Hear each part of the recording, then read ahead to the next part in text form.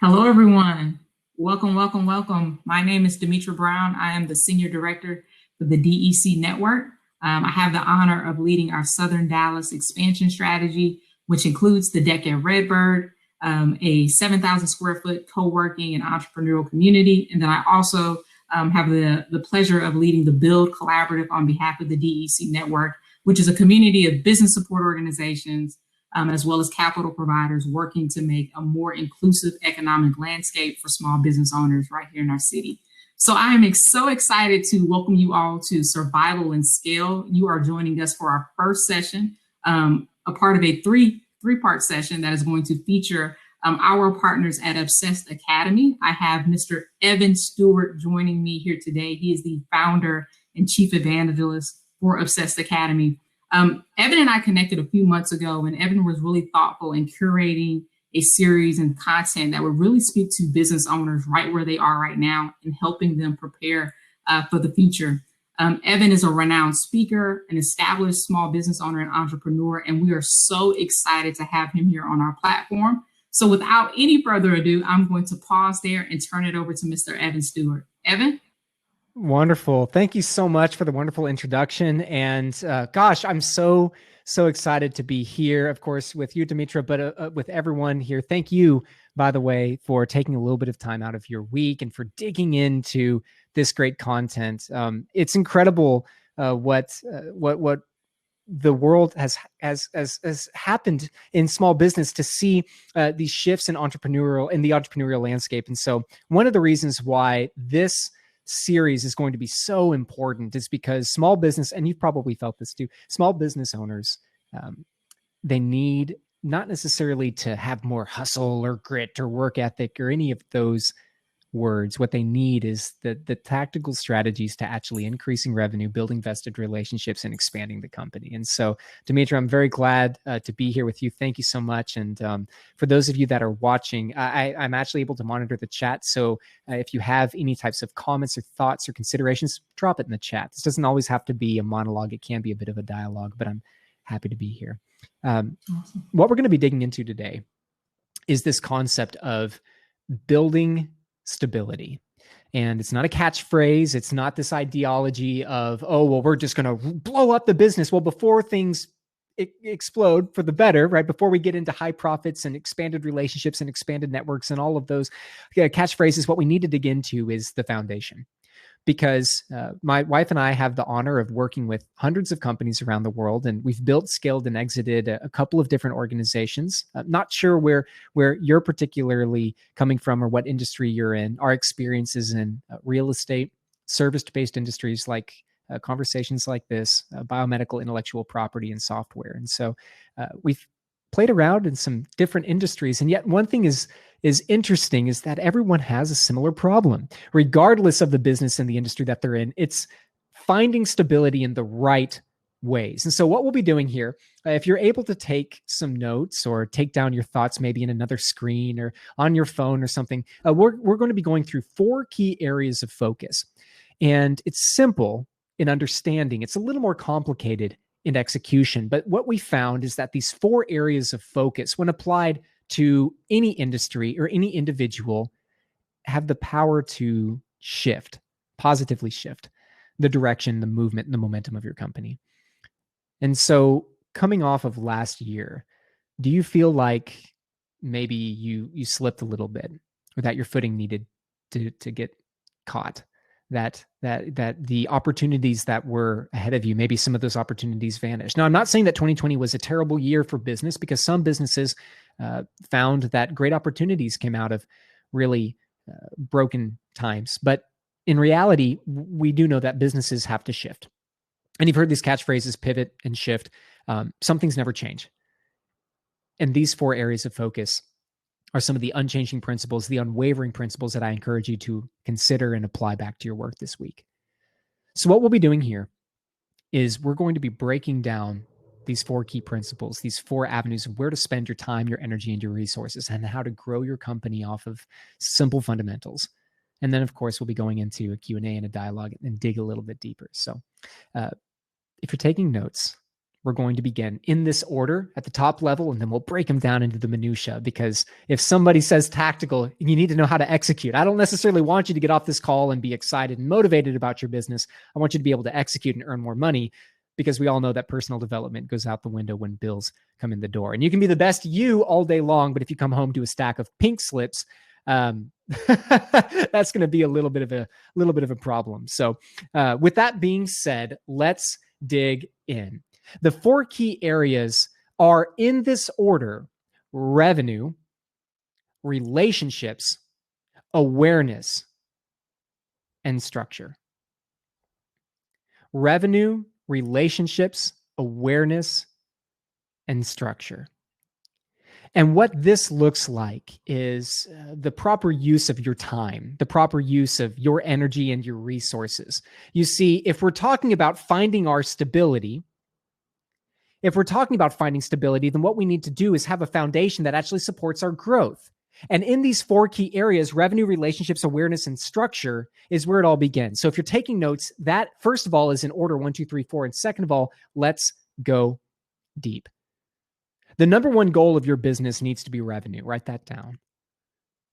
And what that means is that the focus, the vast majority of your time every single day, needs to be getting closer to the revenue. See, what happened in 2020 is many of us got distracted, and many of us got pulled into these different ideologies and problems. And, oh, the kids are home and now they're not home and we have to work from home, and then we're the office, and then COVID, and then all this disruption. And then what happens is we got distracted. See, one of the biggest complaints that I heard in 2020 was that this is the wrong time to be asking for revenue. Have you felt that way? Did you feel that way? Did you hear that? Right? Do you know what's going on in the world? How can you be asking me for money? And so, especially to my small business owners out there was this narrative that, well, maybe we need to wait.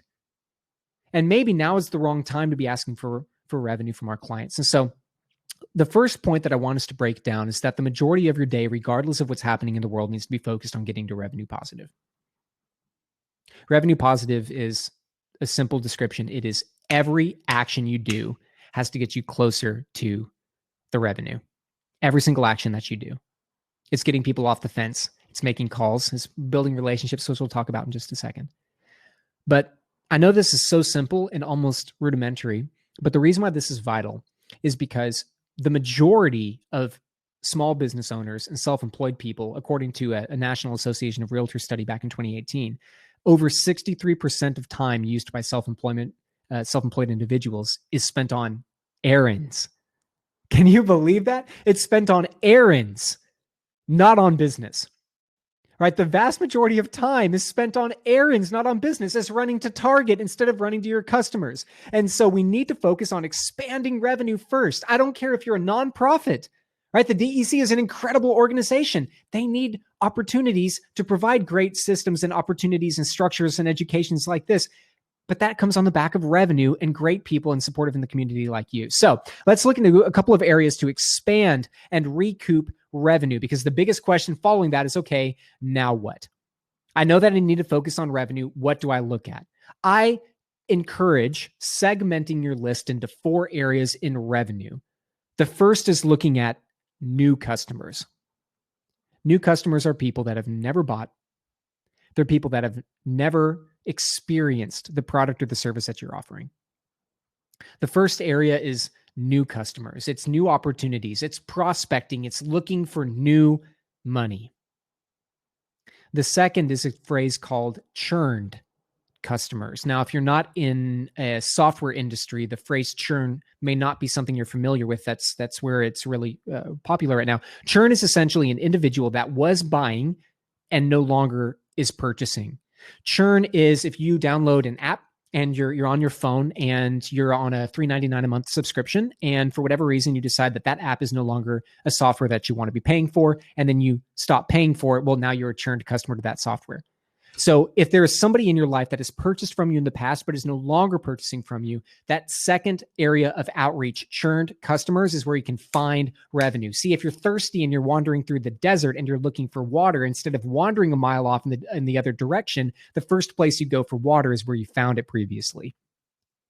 So the same thing in your business. If you're sitting there and you're thinking, oh my gosh, 2020 and disruption and the world is coming to an end and I need to find opportunities. I need to get stability in my footing. The way to get stability is to get revenue in the door. The way we get revenue in the door is by looking for new opportunities through new business and prospecting every single day. And the second is going back to churned customers. And so what we're talking about for those of you just joining is dividing our time into ways that are profitable, productive, and move the needle forward in our lives and in our businesses. Finding that stability is finding momentum. So 2 of the 4 areas to recoup revenue: new customers, churned customers. The third is actually really important, especially in trying times like the year we've just gone through, which is outstanding invoices.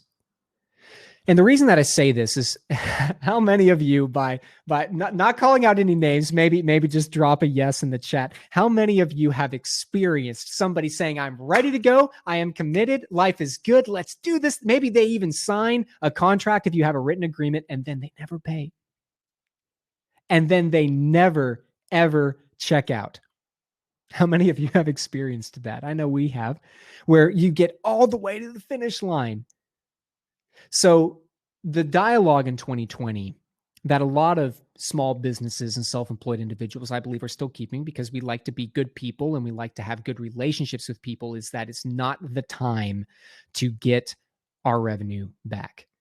I'm going to give you permission right now. This is going to sound a little harsh at first, but hear me out for a second, because everything I say, really, it comes from love in my heart. You are in business to make money, period. That is the reason you're in business. Now, the overarching why and the mission: to provide a better life for your family, to provide opportunities for your children, to be hey, maybe you just want a Lamborghini and a mansion. That's cool. That's whatever you want to do. But ultimately, all of that is on the back of producing revenue positive situations. Outstanding invoices are one of the highest liabilities of corporations: customers that don't pay or customers that aren't paying properly. If you have outstanding invoices, part of your day-to-day should be checking on what's outstanding and collecting on what's outstanding. Now, you can collect in a loving way. I know this sounds a little bit contrary.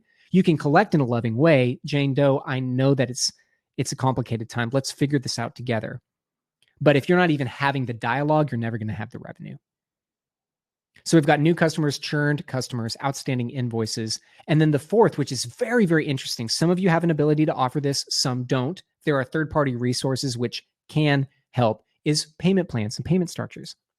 Because in trying times, you still want customers. And the great things about payment structures, if you would be willing to potentially spread that over a 2 or a 3 or a 4 week or month or whatever that series is, you can also charge a little bit of interest if you finance that in-house. You can have great third-party options to receive revenue and have your customer distribute the payment. But it's an opportunity to recoup over a longer time period a little bit more. Now, the reason that I'm saying all of this, again, we're speaking in very fundamental, simple terms, is because the foundation of your business has to be built on a schedule that allows you to get closer to the revenue. The vast majority of your day-to-day should be spent in this first category of revenue. And within that category, breaking it down to new customers, churned customers, outstanding invoices, and payment plans is key. This is outbound prospecting. So the first area of focus is revenue positive, getting to the money, moving the needle forward, baby, getting to the money. The second is relationships.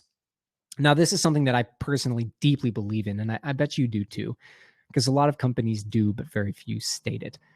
I believe that a transaction is a byproduct of a mutually vested relationship, not the goal of a relationship, which means that I am more concerned about getting in your life than getting in your wallet, because I know that if there's a mutual congruence in our relationship and we can help one another, I will be a customer of yours and you will be a customer of mine.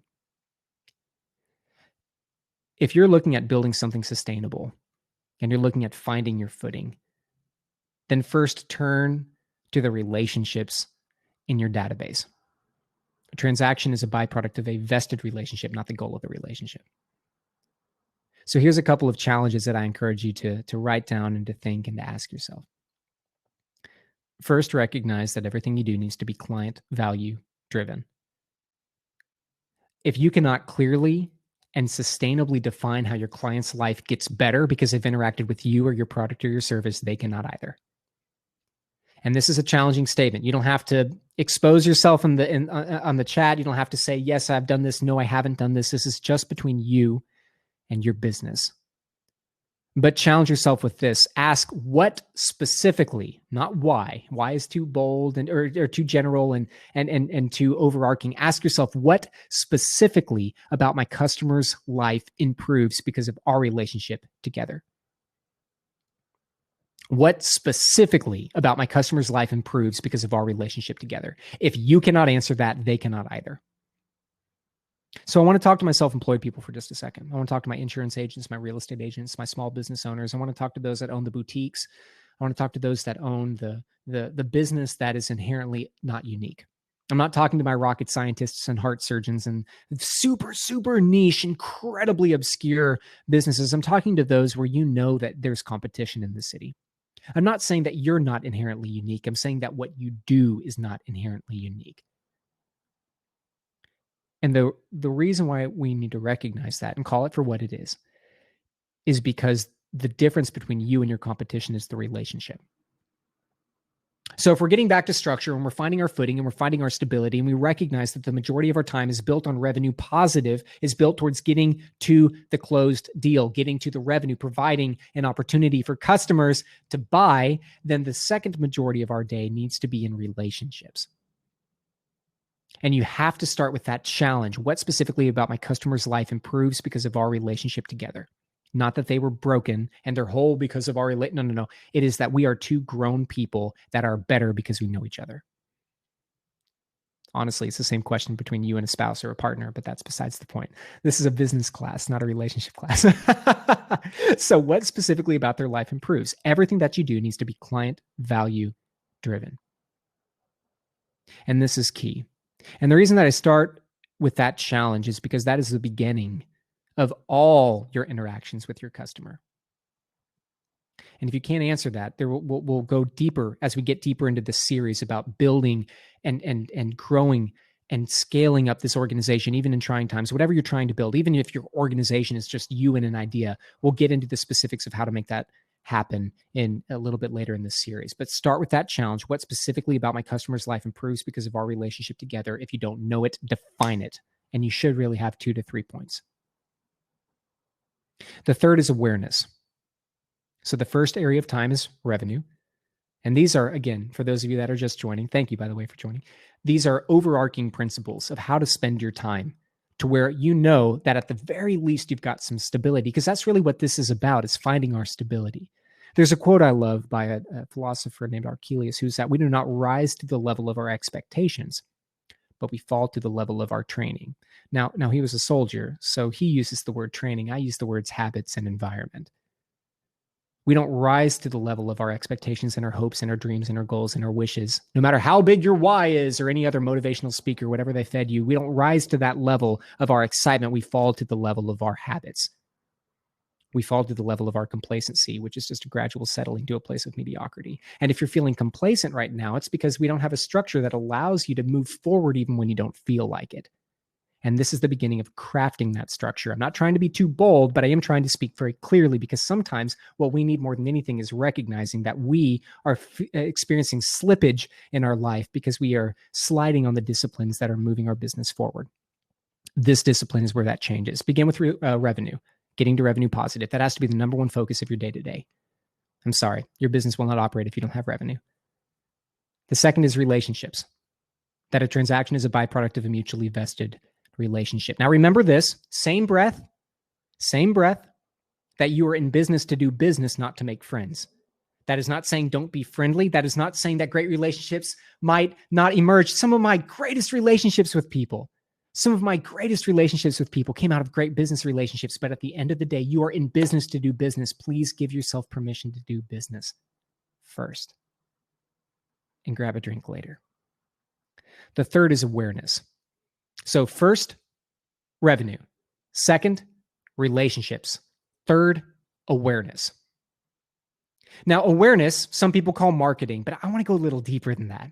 And if you know that I tend to think in threes. My first company was a real estate company, and commission at the time was a 3%. So it just got me thinking in these threes, and it allows for some really cool alliteration. So hopefully it works for you too. But awareness needs to be broken into 3 categories, where we have our attention, we have an attraction, and we have an acquisition.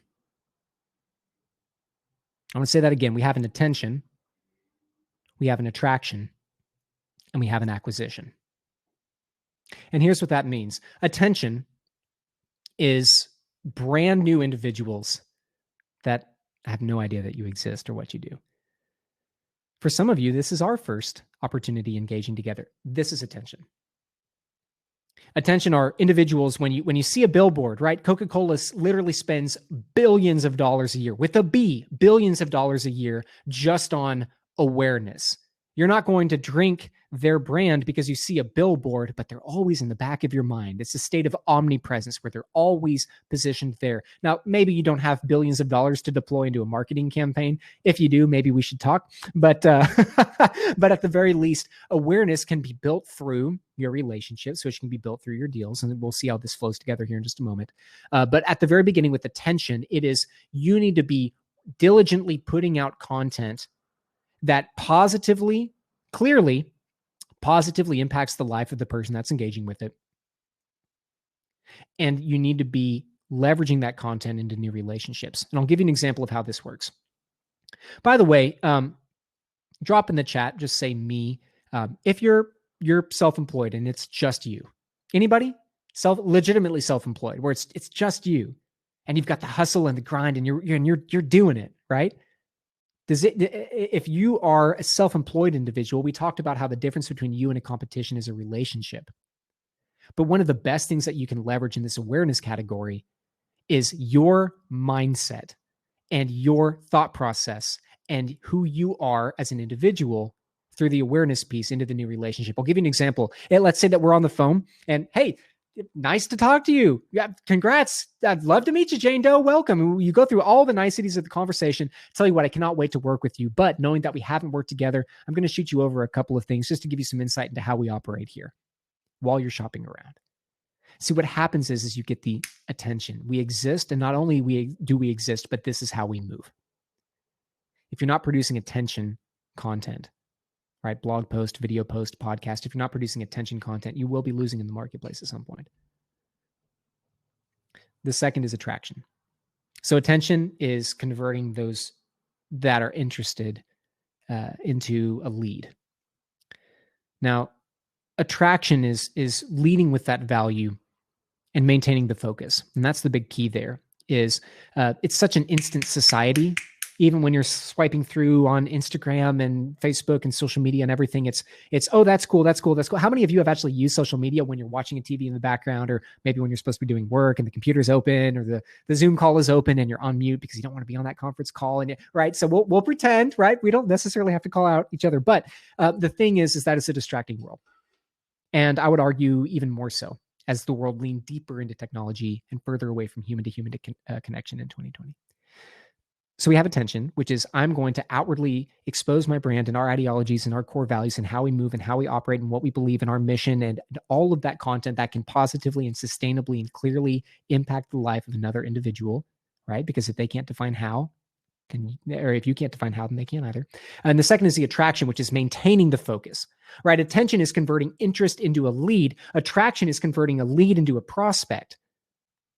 You've got my attention. Now what? You ever felt that way? You have my attention. Now what? I spoke at a conference once that said the presenter, she was at the front of the room and she had this brand new Gucci bag. And she said, whoever does this and this, they win the bag at the end of the conference. And the entire room went dead silent. You got my attention. Now what? Now, I'm not saying do crazy stunts like that. She's pretty whimsical and she does stuff like that. But what I'm saying is that the attraction, where people are attracted to your brand, is where a lot of small businesses start to falter. Because most of the time, the systems and the structures of the business, whether you're self-employed, whether you're a small business, in this stability phase is on, I need to get people interested in me, and then I need to close the deal, right? What is the number one goal of the call? Well, to get a sale. No, the number one goal of the call is to get a relationship. So most people are on these two opposite ends of the spectrum. I need to get people knowing who we are. I'm going to get attention, and then I need to close the sale. Well, what happens to the middle? So what I want you to be thinking on is once they're attracted to your brand, how do you maintain their focus on the brand? Write this down: without a sale. Without a sale. So if you're in real estate, it could be producing content about how, well, for example, if you were moving into springtime, it can be producing content about how you can, freshen up the home for spring or something like that. A blog post and a podcast about, frankly, if it were me, I would be hiring a professional organizer and would be doing a virtual workshop with a professional organizer and linking into referrals, and then picking up the phone and calling. You can say, "Hey, Jane Doe, I'm so excited to share a great referral to John Doe, who's a fantastic professional organizer. Would you like me to get you two connected?" And you start keeping attention and engagement with your brand without them having to buy anything.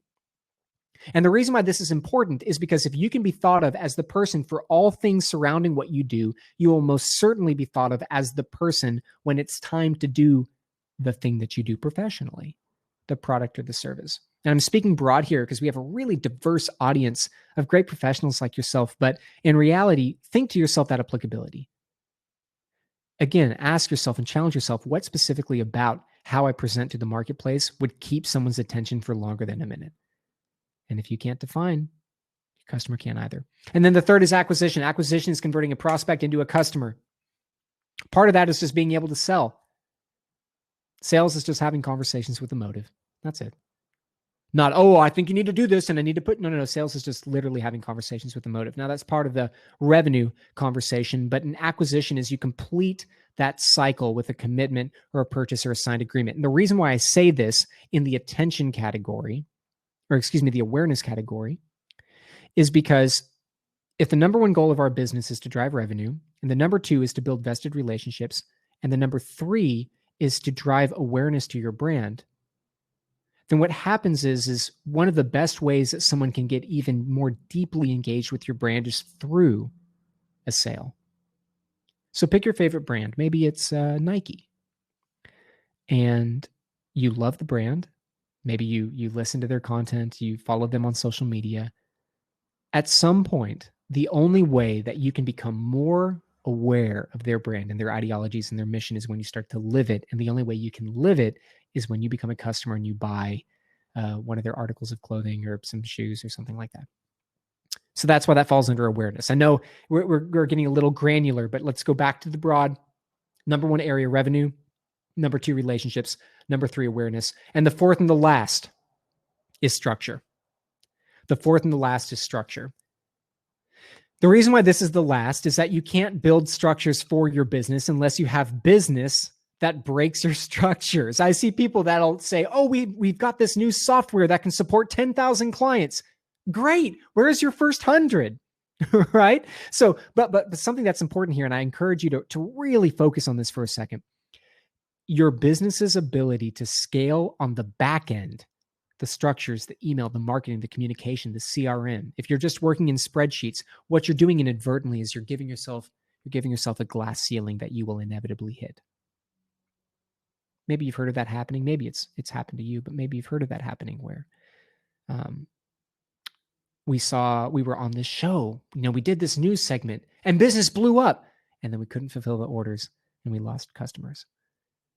Maybe that's happened to you. God forbid. I hope not. But what I encourage you to be thinking of in the structural component right now, since we're just talking about stability, is not building some monstrous enterprise solution, but just thinking, if my current demands on my infrastructure, the infrastructure of my business, sometimes it's you, but whatever is in place, if it doubled or tripled or quadrupled right now, what would break and where? That's the statement. What would break and where? And I encourage you to do this on a monthly basis, especially for the first 3 years you're in business. What would break and where?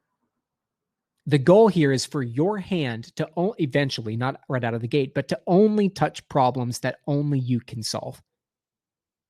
Because in the early stages of business, we're running around. We have all of these different problems and all of these different issues. I have to do this client and do this contract and negotiate here. When we're in seasons like 2020 and frankly, even some of 2021, when we're in these seasons of disruption and you're already a little bit confused and a little bit scattered, what happens is when you add scattered to scattered, you create chaos and you can't work in chaos. You can live in chaos, but we're not in business just to get by. So the final piece there is challenging yourself with that question of, if my business were to double or quadruple or right now, what would break and where?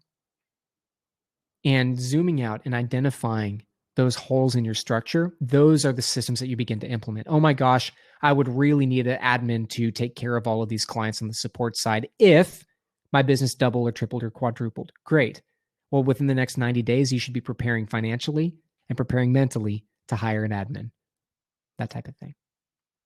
So as a final recap here before we move into Q&A, the 4 key areas to spend your time is you're redirecting your focus, right? We don't rise to our habits and our goals and our expectations, or not our habits. We don't rise to our expectations and our goals and our motives. We fall back to the habits. We fall back to the environment. We fall back, frankly, to our calendars. And they need to be divided in these areas, the majority of time all the way through the minority of how you spend your time. Revenue, relationships, awareness, and structure. Revenue, getting to revenue positive, closing the deal. Relationships, building vested relationships with great people. Awareness, expanding your reach in the market. And then structures, building systems that support you all the way through, from the I'm an interested person to I am your favorite client and everything in between.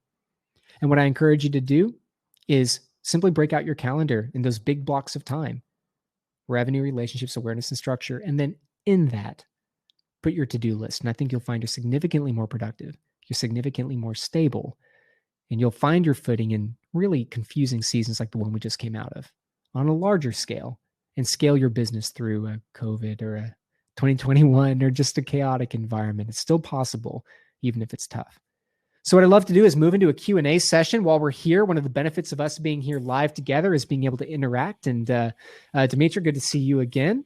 And look forward to answering some questions. Awesome. Evan, thank you so much for that message. I love those 4 core pillars for our audience to focus on. Mm-hmm. Just to recap, they are revenue, relationships, awareness, and structure. So without any further ado, I'm going to transition into some questions from our audience here. Looks like we have our first question. Once you have those relationships, how do you build and maintain them? For instance, how do you maintain a good partnership? Great question, Kendall. That is a good question. Yes, Kendall, thank you so much for asking.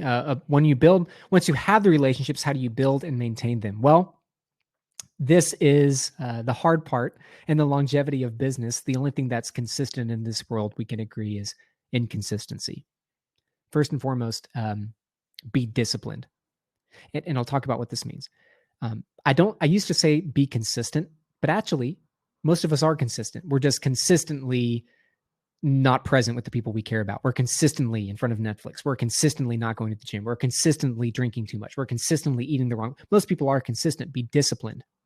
But here's where the discipline lies in your business, on how you maintain that relationship. Be disciplined in connecting with your client, with your customer. I'll use that word here for your example. Be disciplined in a consistent connection with your customer that positively and clearly impacts their life. What I mean by that is, if there's someone in your business that you love, you should be interacting with them a minimum of 1 time a month without needing a purchase or a sale. You should be creating content that betters their life. Whether it's hey, I just put out this video about blank and I'd love to share it with you, and you call them to share it. Don't just put them on some blanket email list. Whether it's I want to do a client appreciation party and invite you, or if it's a virtual event, or however you feel comfortable in today's crazy world, doing things that give back. Because again, if you're disciplined in the ways that bring value to that individual, then it's much easier to maintain the relationship. The problem with most people is they have no plan after they get the customer. Not saying you in particular, but just in general, a lot of individuals struggle with the fact that there's no plan after they acquire the customer. And so then the relationship falls off. So layman's terms, do this. Every single month, you should have a reason to connect with your customer that brings value into their life and doesn't need a purchase. That's it.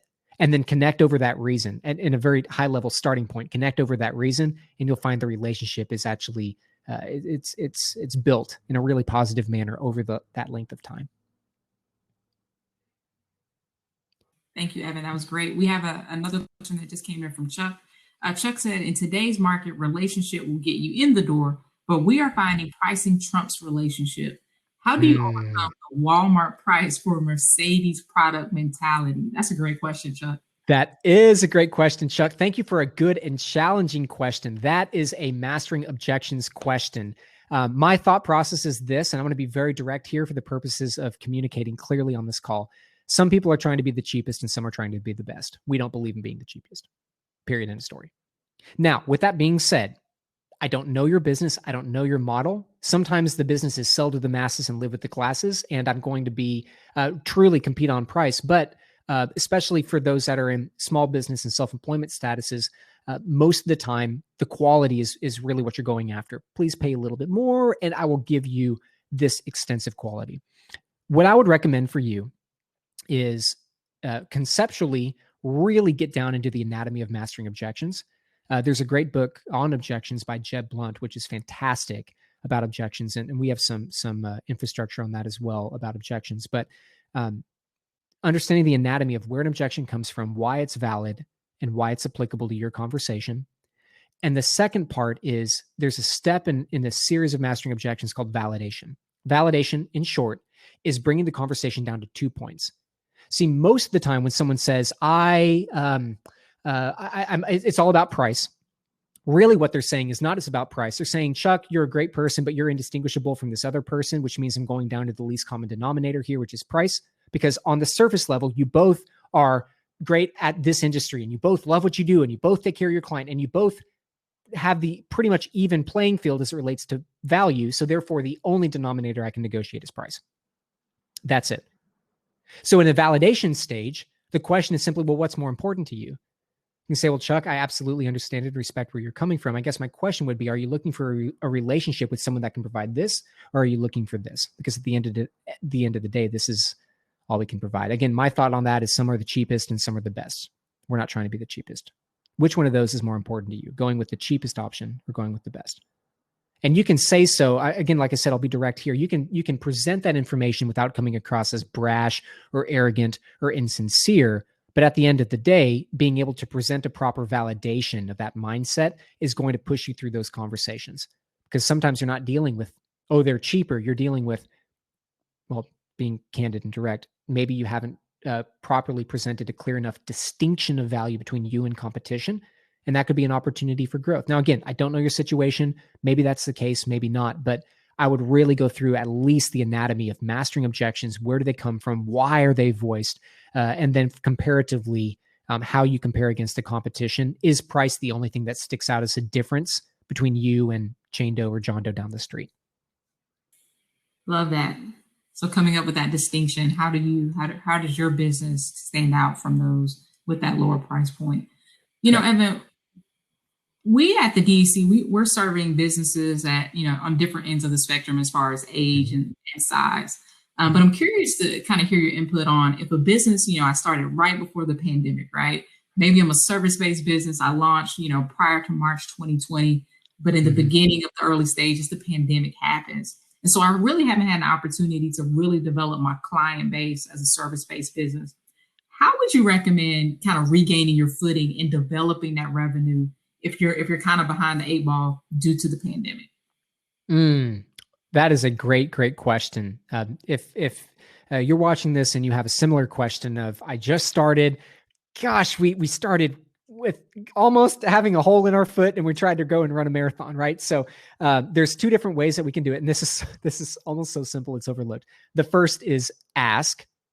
And the second is build relationships. And I'm not doing some existential. There's no applicability. We'll get into the tactical. Let's break down ask. Asking is the first step to receiving. That is a biblical truth. That's the reason why a child may be annoying you. But if he's saying, I want, well, you would have to be blind and deaf to not understand what that child wanted, right? See, the problem is many of us say, I don't have revenue. I want. And yet we never ask, right? A great question is, if you're working with people, do you want to buy my product? Literally, in times where we're having conversations already around what we do, one of the hardest questions is, are you interested in purchasing this product? Are you interested in becoming a customer? You have to ask. Now, the second component of that is sometimes it's, okay, well, Evan, that's all fine and good, but I haven't even gotten to that point yet. I don't have enough momentum in my pipeline. I've got 13 people in my database and 3 of them are friends and 2 of them are parents, right? So sometimes we're starting really, really, really slim. Building relationships is the first step to building the pipeline. And what I want you to write down, this is so pivotal. When I was building my first company, I had no beard. I shaved it down, so it's not nearly as big as it used to be, but I had no beard. I had no experience. I had no pipeline. This is a real estate company. And it started from not being able to make an $800 a month apartment payment to building a multi-8-figure book of business over 7 years directly through relationships and referrals. Directly through questions. Remember, and write this down. This is what I'm getting at. If you're in a state where you do not have experience providing a product or service to a specific group of people, where someone cannot look and say, here are the 30 other people, right? You could be the best restaurant in town. If your parking lot is empty, I'm going to think I might get food poisoning because I don't know your experience. It could be day one. I don't know that. But if the parking lot is full, maybe I'll try it out if I've never been there before. Write this down. You are selling your relationship and you're selling your solution before you're selling your product. And when I say selling, use that word interchangeably with referring. Okay, I'll give you an example. Back when I was young real estate Evan, I guess at this point, 8, 9 years ago. And I was in this very similar spot, Dimitri, to the one that you just mentioned. My conversations were not, hey, do you know anyone in your life that needs to buy or sell real estate? And can you have them think? No. Because first of all, I hate that dialogue. But second of all, that's just not compelling. It was, I know that like attracts like, and I really enjoy you, Jane Doe, as a person. Would you do me a favor? If anyone comes to mind in your life as someone who's looking for a relationship with a dedicated professional and consistent professional, would you just call me first? And would you be willing to make an introduction? That's it. And then you stay consistently in the life of that person. See, there's get rich quick and there's get rich sustainably and certainly. If you're in a state of growth right now, recognize that your first 3 years are the hardest. By the way, the first $100,000 you're ever going to make in business is the hardest money you're ever going to make. People say, oh, it's the first million. It's not. It's the first 100,000. And I'm not saying that to be grandiose. What I'm saying is that recognize that the season you're in sometimes is still planting seeds, and we're complaining because the harvest isn't grown yet. But in reality, we still are in a season of planting. Planting is having relationships that bring value. Planting is working with other individuals and saying, who's the most important person in your life and how do I make my way to him or her? When you have nothing other to add than just being present. Planting is saying, if you were in fact to build a relationship with someone in real estate or someone in insurance or someone in clothing or someone here, if what would that look like? What would you need to see out of that relationship in order for that to be a valuable, vested relationship? And vice versa, how can I support? Those are the conversations you should be having at this stage in your business, if that is the stage you're at. Not always will you buy. Remember, the transaction is a byproduct of a vested relationship. What that means is you have to care about getting in the life of the customer before you get in the wallet of the customer. Otherwise, the customer will not come back. So I would start there. First of all, I know that sounds a little bit contrary to asking, but when you're in the stage to ask, you got to ask, what card do you want to put that on? Is the hardest statement you'll ever say. And then the second one is, while you're growing and you're in the embryonic stage of growth as a business, you have to be focusing on how does this client's life get clearly, sustainably, definably better because of our relationship together, and then be present in their life through that value. That's, I wish it was more complicated than that, but I mean, it is in execution, but at least in concept, that's where I would begin. And Evan, I know you have the opportunity to work with business owners in an intimate setting, sometimes a one-to-one dynamic. I'm curious, how are you coaching people who struggle with building that relationship or making that ask? Maybe they've developed a dynamic product or have a skill that they can provide, but maybe they're a little challenged on some of those relational skills. How are you advising and coaching folks like that right now? Well, that's actually a much deeper question, Dimitri, than just a business question. And so for those of you that are hanging with us through the Q&A and maybe you're in a similar state, again, I'm going to speak boldly, but I'm not putting anyone in a corner.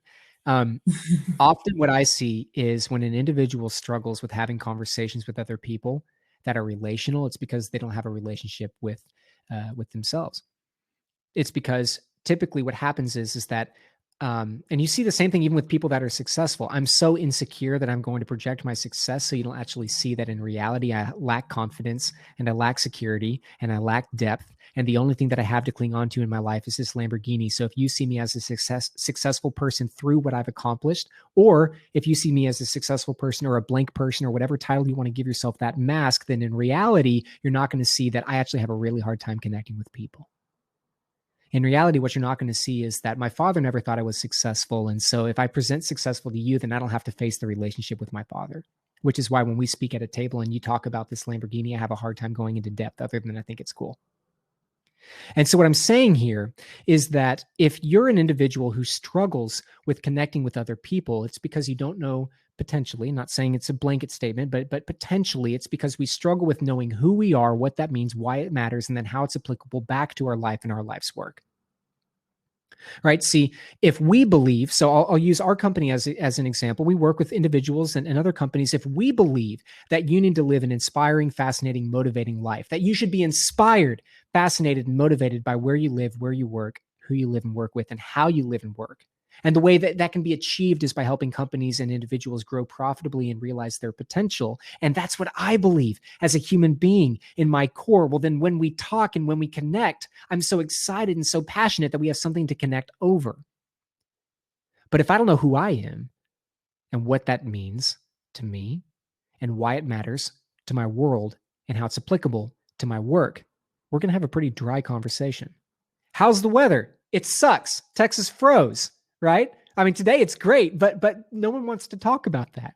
And so in reality, I would spin that question around and I would start there. Who are you? Not just, oh, I'm Evan Stewart, or oh, I'm Demetra, or oh, I'm Jay. Who are you as a human being without using your job title or your name? What does that mean? When you explain who you are to someone, how do you feel about yourself after you're done speaking? Okay, why does that matter? Not do you inherently matter as a human being, because the answer is yes. But why does that matter to the person that you're speaking to? Again, how does that individual's life get better because you're in it? Why does that matter? And then from an applicability standpoint, how is it applicable back into your life, into your business?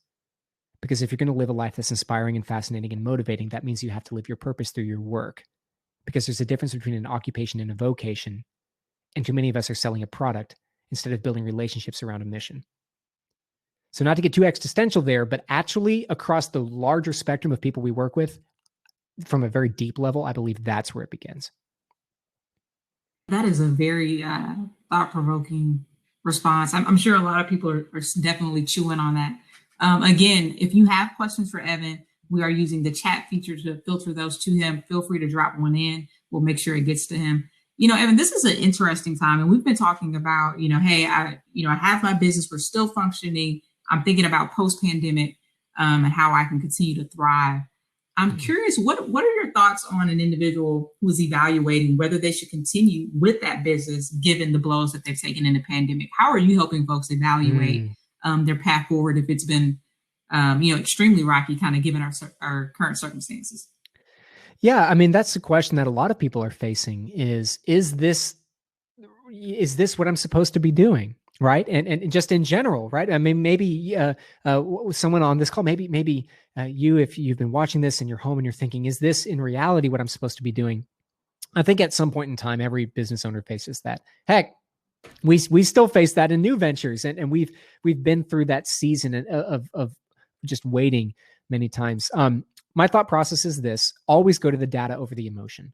Give yourself space and grace and a little bit of time to emote, right? I'm sorry. Sometimes building business is hard, right? Les Brown says, if it was easy, everyone would be skinny, rich, and happy. It is hard to build business. It is hard to be successful, right? But is that the data or is that the emotion?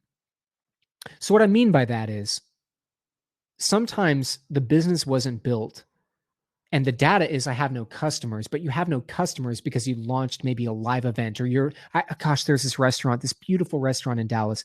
Their launch date was 4 days after the first COVID lockdown occurred. Okay, well, the data is that restaurant doesn't have any customers, but that's outside of their control. For you, it's first question is, do you have customers that are rejecting your product or your service? Okay, good data. Well, it's not good, but it's important data is I am sending out opportunities for people to buy, and they buy and they don't stay. That's called a churn rate. If you have a really high churn rate, you have a serious problem. The best way to figure that out is actually, and you're going to hate this, but it's to go back to them. Hey, Jane Doe, I know that you were with us. If you don't mind me asking, what specifically about the product or the service or the experience kept you from staying? And you're going to get a lot of people that are really excited to tell you why they don't like you. But now you know and you have data. So the first one is, do you have customers that have bought and they don't stay? That is the most important piece of data. Is every single time you lose a customer, regardless, even if you're a successful business, you should call and figure it out. Fix it on the small, doesn't break on the big. The second one is from a data standpoint, not an emotion standpoint. Do you not have business because of an internal issue or an external issue? Internal is, I don't have my marketing right. I don't have a sales team. We're not pushing stuff out. We only have 12 likes on Facebook, right? But you never post any content. Internal is that's something that you're doing as a company that can adjust. External is we've spent $50,000 a month on marketing. We've spent the opportunity. We've gone to the trade shows and we've made the sales calls, and we are being rejected again and again and again and again and again. Gathering that data is key. So we have a churn rate of customers that were with us and then aren't. We have the data on if people aren't even coming into the company, what specifically. I never ask why because it puts people in a defensive posture. I ask what specifically because it demands thought and drives data. What specifically about the fact that people aren't even opening the front door, internal or external. And then the following component of that on that is just with it's a little, I don't like answering in such simple terms because sometimes it seems a little bit silly, but it is so simple, is have you clearly defined that this is a solution to the marketplace? Again, on data. And I know it's simple and you've heard it before, but it's important to address because a lot of entrepreneurs say, I believe. I'm so glad you believe. Does the market believe? Because if you have not, just like all the things that we've talked about so far, if you have not clearly defined how this is a solution to the marketplace, how a client's life gets better after and through purchasing your product or your service, they haven't either. And when the customer doesn't see that clear distinction, they don't buy. So data, not emotion, but in those areas is where I would immediately turn to if I was faced with that scenario, if that makes sense. Does. And Evan, I love that you emphasize kind of that data piece and making decisions based on data. I think so often when we're early in whatever our venture is, setting up the proper processes and even infrastructure to be able to capture data is kind of an afterthought. Yes.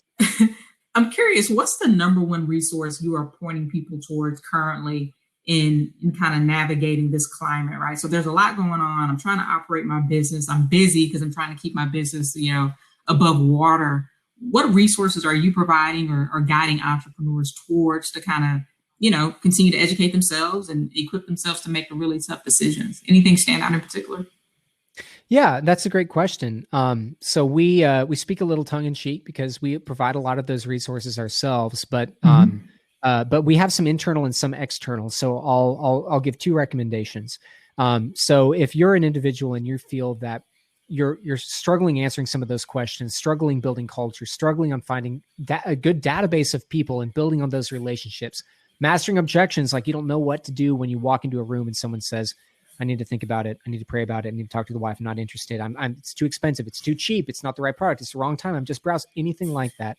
Then in reality, what you should do is head over to obsessedacademy.com and check out some of the resources that we have to offer, be it paid subscriptions or free resources in our resource section. Our entire mission is to help individuals and entrepreneurs grow through seasons like this. And we've been very blessed to be able to help hundreds through 2020 continue to expand their businesses.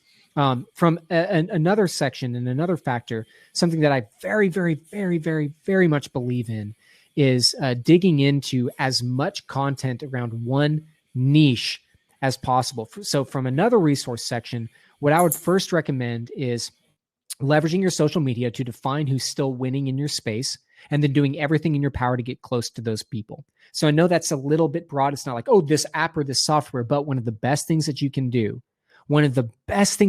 early on is pay to get close to the people that are doing it.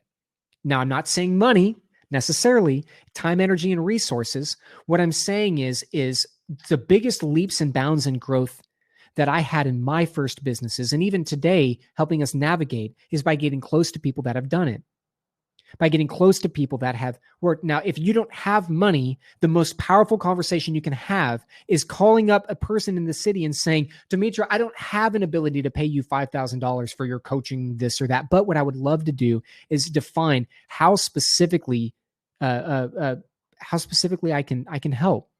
Is it, what do you need to see from me to be able to shadow you from a day? Lead with conviction. I see what you're doing and I'm inspired by it. This is my journey.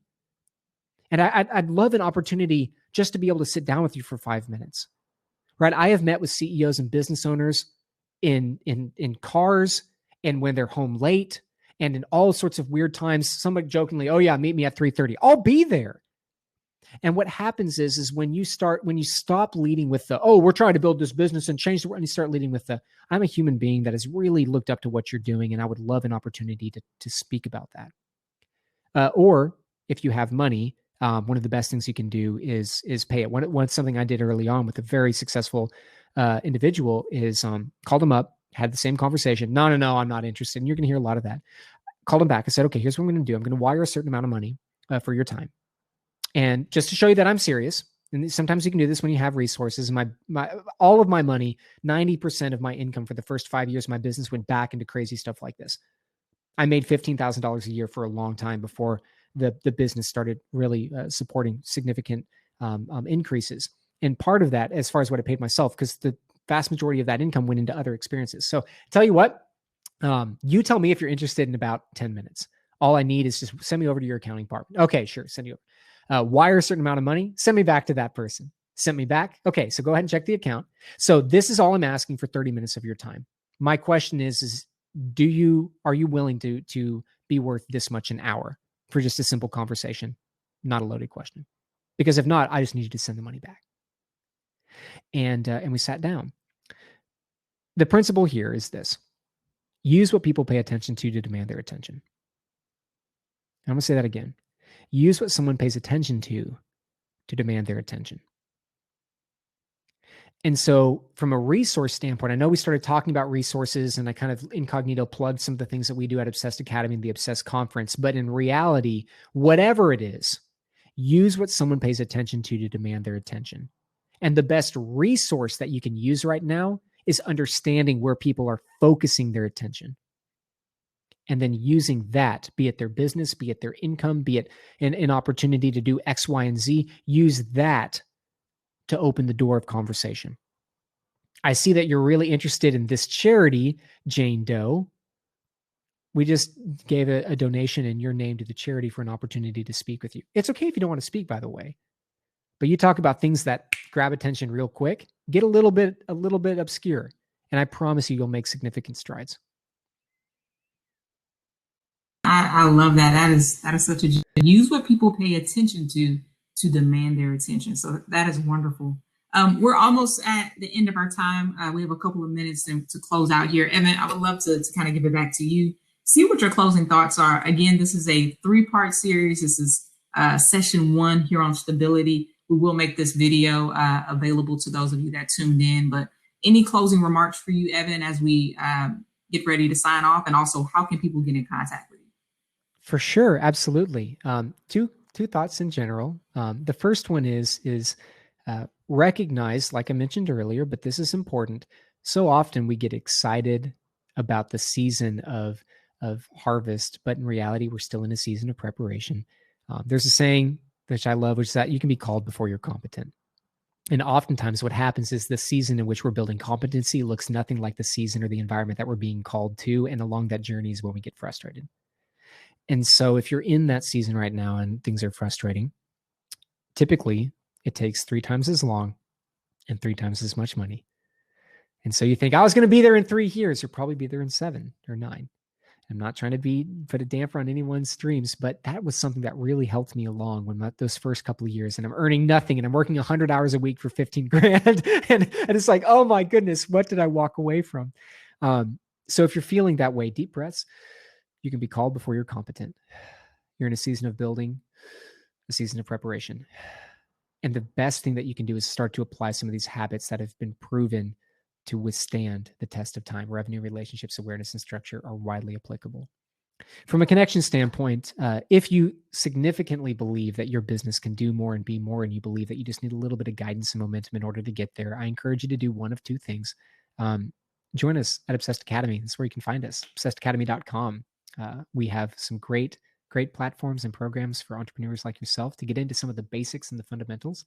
Or if you're in the Dallas area and you want to join us in person, come to the Obsessed Conference. I think we have 38 seats left for our conference in Dallas, 57 days away at the very end of April. It is in person, but we have some of my friends that are entrepreneurs that have built, scaled, and exited businesses. One of the speakers on the stage just on Tuesday had a little side hustle hit the NASDAQ for $200 million. So real leaders and authorities that have done it are going to be joining us. And you can find that information at obsessedconference.com, OBSESSED, conference, or obsessedacademy.com for our training and our coursework to help you build a sustainable and scalable company.